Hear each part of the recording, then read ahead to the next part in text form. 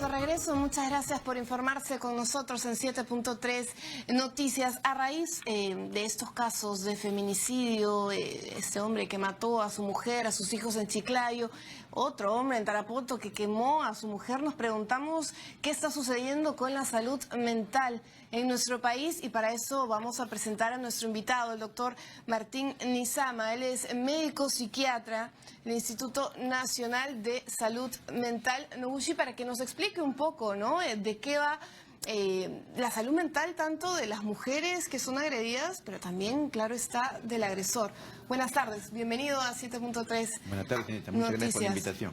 Bueno, Gracias lo que está sucediendo es que vivimos ya en una sociedad violenta llamada sociedad anética, es decir, una sociedad sin valores, más bien regida por los antivalores, donde el primitivismo se está imponiendo mediante lo que se llama la cultura tanática, o sea, cultura de la muerte, que quiere decir algo así como sobrevaloración o culto a la muerte.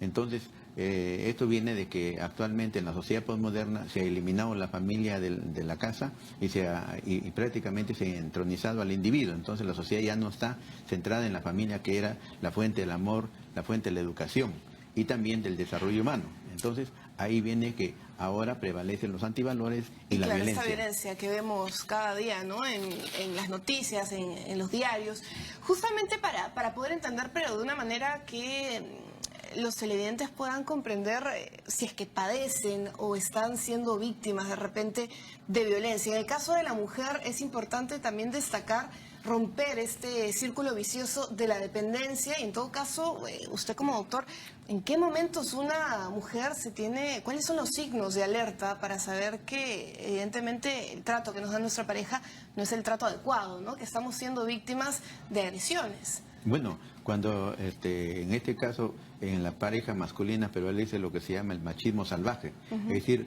que el mandón, el prepotente, el autoritario, el vertical, el que grita, el que amenaza y por último golpea.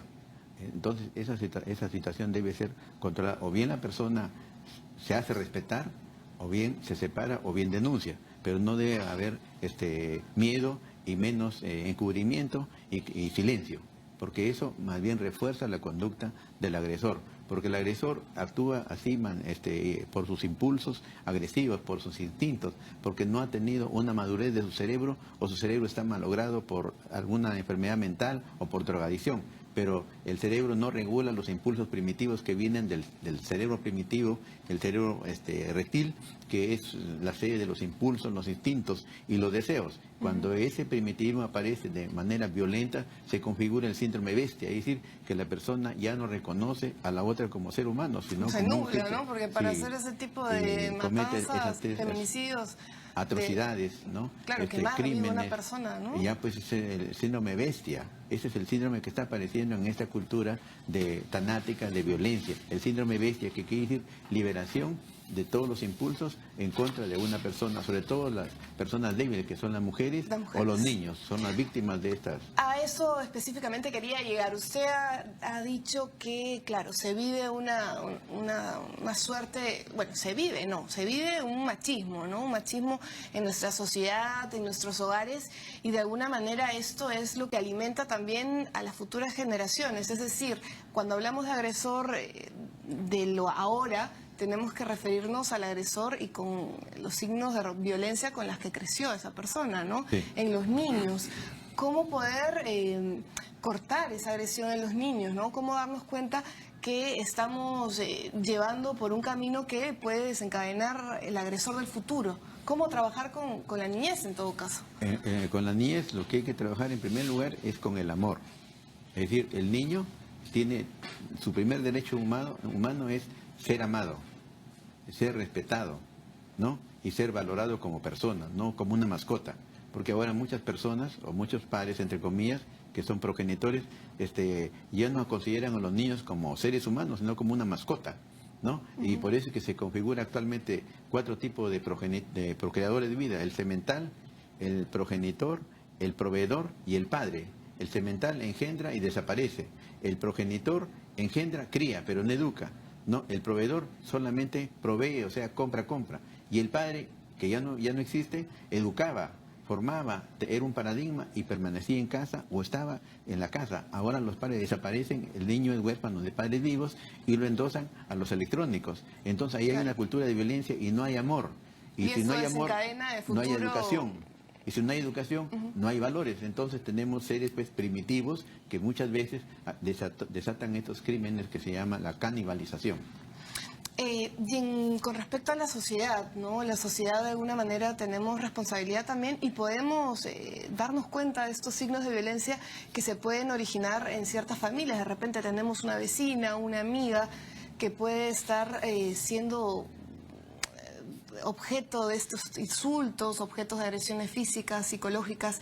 ¿Cómo nosotros como sociedad podemos identificar estos signos de violencia en nuestro entorno más cercano, ¿no? Amigos, vecinos, etcétera? Claro, ahora se configura lo que se llama el infierno familiar, ¿no? Hay hogares o hay domicilios donde todo el día hay gritos, peleas, insultos y agresiones y violencia contra los niños y contra la mujer. Entonces, ellos son indefensos, ¿por qué? Porque hay miedo o a veces hay impunidad, ¿no? O a veces hay pasividad de las autoridades. Entonces, ¿qué tiene que ver la sociedad? Denunciar, ¿no? Ya sea a la policía, al Poder Judicial, a la Defensoría del Pueblo o también a los medios. Pero la sociedad no se debe quedar callada porque el machismo salvaje justamente crece con la impunidad, ¿no? Con el miedo y con la pasividad. Claro, pero para poder denunciar tenemos, me pongo en el caso, ¿no? De repente, si yo soy una mujer que está siendo agredida, para denunciar tengo que asumir realmente que estoy siendo víctima de agresión. Y en ese sentido, algunas de las mujeres no creen que están siendo agredidas. De repente la sociedad o los amigos tienen un papel importante, el tema de la persuasión podría ayudar y también darle el apoyo correspondiente, ¿no? Sí, muchas veces la mujer no denuncia por miedo, ¿no? O incluso porque se siente culpable, o creen que es normal eso. Entonces ahí viene la ayuda de los vecinos y de los grupos de ayuda. Pero la denuncia puede partir de la víctima, que puede ser la mujer o un niño, o también puede ser de la vecindad. Pero esto no puede entrar en el mutismo, ni en el silencio, ni en la complicidad. Es necesario crear una cultura de denuncia ante esta cultura tanática, ante este síndrome bestia y ante esta cultura de canibalización, en que prevalecen, como ya le dije, los antivalores, ¿no? El primer valor actualmente ya no es Dios, sino es el dinero, ¿no? Y sino la soberbia. Y por lo tanto la familia ha sido desplazada a un del segundo hogar. plano, ¿no?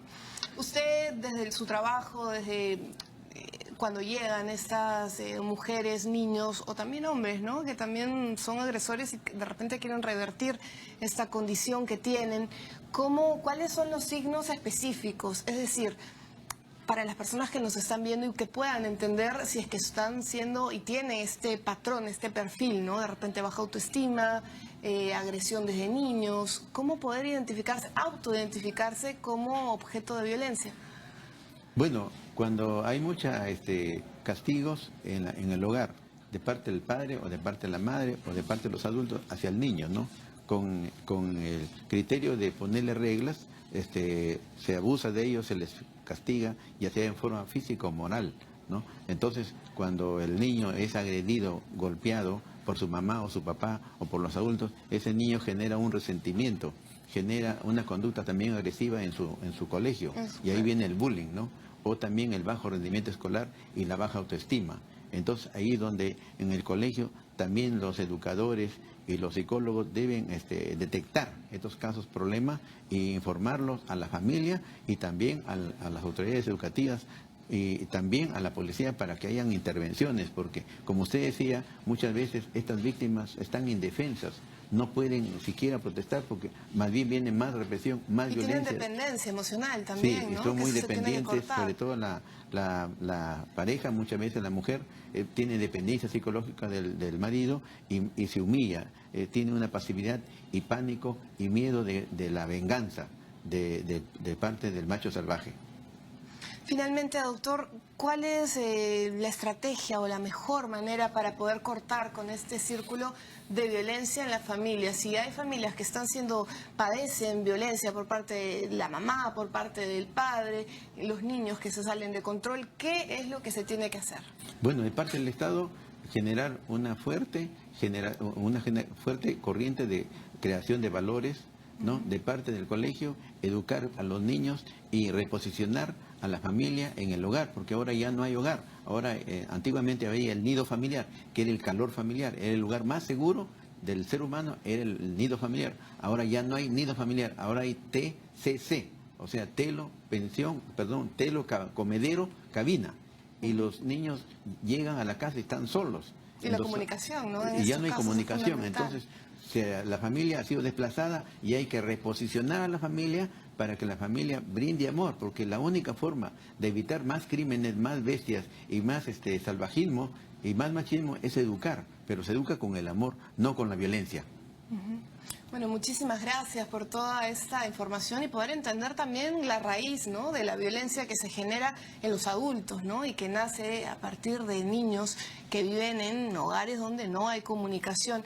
Estos detalles son importantes a resaltar si queremos hombres que realmente respeten a la mujer, ¿no?, y respeten la vida, que es lo que pues, tiene ahora que... prevalece niños huérfanos de padres vivos, eso es lo que prevalece.